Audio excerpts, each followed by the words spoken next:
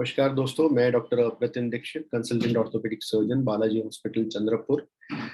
मैं आप सबका जो भी वीडियोस देख रहे हैं उनका मेरे चैनल पे स्वागत करता हूं। पिछली बार दोस्तों हमने जाना था कि AVN avascular necrosis of hip क्या है, उसके लक्षण क्या है, किस प्रकार से किन किन कारणों से वो होता है।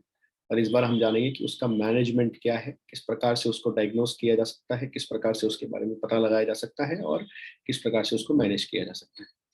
दोस्तों, डायग्नोसिस के लिए अधिकांश केसेस में एक एक्सरे पर्याप्त होता है। जैसा मैंने आपको पिछली बार कहा था, इसके कई स्टेजेस हो सकते हैं, स्टेज 1, 2, 3, 4।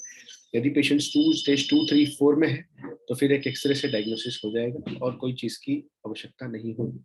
बट अगर पेशेंट आपके पास स्टेज 1 में आया है, उसको रिसेंटली ही प्रॉब्लम होना चालू हुई है, आप आपके क्लिनिकल एग्जामिनेशन में डॉक्टर सस्पेक्ट करता है स्ट्रांगली कि ये वेस्कुलर नेक्रोसिस हो सकता है, तो फिर आपका डायग्नोसिस कंफर्म करने के लिए आपको एक एमआरआई की आवश्यकता होगी। एमआरआई स्टेज 1 में भी वेस्कुलर नेक्रोसिस को डिटेक्ट कर लेता है और वो एक गोल्ड स्टैंडर्ड इन्वेस्टिगेशन है वेस्कुलर नेक्रोसिस यानी एवीएन के लिए।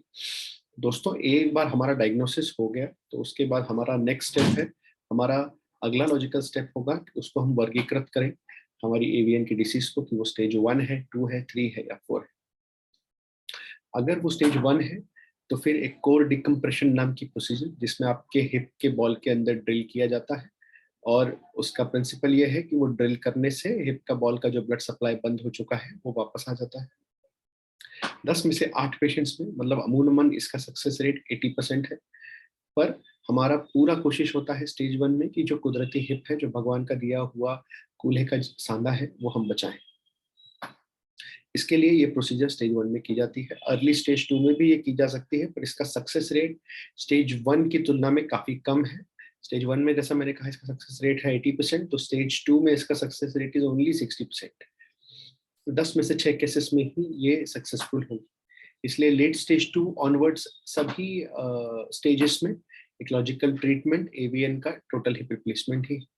अब टोटल हिप रिप्लेसमेंट के बारे में अगर हम बात करें, मतलब पूर्ण आपका सांधा बदली शस्त्रक्रिया के बारे में, तो इसमें आपका हिप का जो बॉल होता है और हिप का जो सॉकेट होता है, दोनों भी बदला जाता है। इम्प्लांट जो इसमें हम लगाते हैं, मतलब कृत्रिम जॉइंट, कृत्रिम सांधा जो हम लगाते हैं, वो भारतीय कंपनी का हो सकता है या फिर वेस्टर्न कंपनी का हो सकता है। वो चूज करने वाले पेशेंट ही होते हैं, उनके अफोर्डेबिलिटी के अनुसार और उनके पर्सनल प्रेफरेंस के अनुसार। अब दूसरी बात, इसमें बेयरिंग क्या क्या होता है। मुख्यतः 4 प्रकार के बेयरिंग होते हैं: metal on metal, metal on poly, ceramic on poly and ceramic on ceramic. Metal on metal आज से अमूमन 20-25 साल पहले बंद कर दिया गया, क्योंकि उसके साइड इफेक्ट्स काफी ज्यादा थे। अभी हमारे पास यूज में भारत में 3 टाइप के बेयरिंग है: metal on poly, ceramic on poly and ceramic on ceramic. Metal on poly का अमूमन उसका एज जो है वो 8 से 10 साल होता है। इसलिए जो लोग वयस्कर होते हैं, 55-60 साल के ऊपर होते हैं, उनमें हम उनको कहते हैं कि आप चाहे तो ये चूज कर सकते हैं। सिरेमिक ऑन पॉली का एज, सिरेमिक ऑन पॉली की durability is from 15 to 18 years, और 20-25 सालों में भी कुछ केसेस में सिरेमिक ऑन पॉली को टिकते हुए देखा गया है। इसके लिए जो यंग पेशेंट्स होते हैं उनको सिरेमिक ऑन पॉली एडवाइस करते हैं। एंड तीसरा, जैसे मैंने कहा, ceramic on ceramic.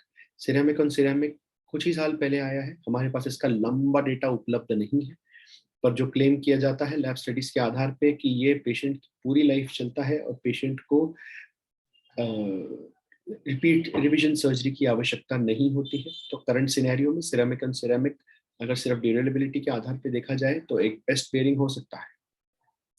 Total hip replacement जब एवीएन की बात की जाती है दोस्तों, तो उसके बाद पेशेंट को टोटल हिप रिप्लेसमेंट की इमीडिएटली बाद चलाया जाता है। पेशेंट को जल्दी जल्दी आत्मनिर्भर किया जाता है। टोटल हिप रिप्लेसमेंट सर्जरी के लिए सिर्फ स्पाइनल एनेस्थीसिया की अधिकांश बार रिक्वायरमेंट होती है, नीड होती है। फिर पर भी अगर पेशेंट्स को स्पाइनल एनेस्थीसिया का डर हो, कुछ कुछ पेशेंट्स होते हैं जिन्हें वो हमसे इंसिस्ट करते हैं कि उन्हें सिर्फ जनरल एनेस्थीसिया दिया जाए, स्पाइनल एनेस्थीसिया नहीं दिया जाए, तो ऐसे केसेस में जनरल एनेस्थीसिया दिया जा सकता है। पर अधिकांश केसेस में spinal anaesthesia is good enough for total hip replacement. जैसा कि मैंने कहा, सर्जरी के तुरंत बाद आपको चलाया जाता है और 2 से 3 दिन का रिहेबिलिटेशन करके आपको इंडिपेंडेंटली चला के, आपको सीढ़ियाँ चढ़वा के, आपको स्टेप्स चढ़ा के, आपको bed to toilet and bed to घर के मोबिलाइजेशन के लिए, हाउस होल्ड मोबिलाइजेशन के लिए, बेड टू टॉयलेट और बेड के आपके खाना खाने की जगह तक जाने के लिए इंडिपेंडेंट बनाकर फिर आपको डिस्चार्ज किया जाता है। ये सारी शस्त्रक्रिया बालाजी हॉस्पिटल चंद्रपुर में उपलब्ध है। अगर आपको कोई भी डाउट हो या फिर आप जानते हैं किसी ऐसे पेशेंट को जो इसको एवीएन की तकलीफ है, हमसे संपर्क करने को कहें। हमें बहुत खुशी होगी कि हम उसका यथोचित उनको एडवाइस दे पाएँ और उनका रोग निदान कर पाएँ और उनको इंडिपेंडेंटली मोबाइल करके वापस अपनी पूर्वरत कंडीशन पे लाएं। Thank you. नमस्कार।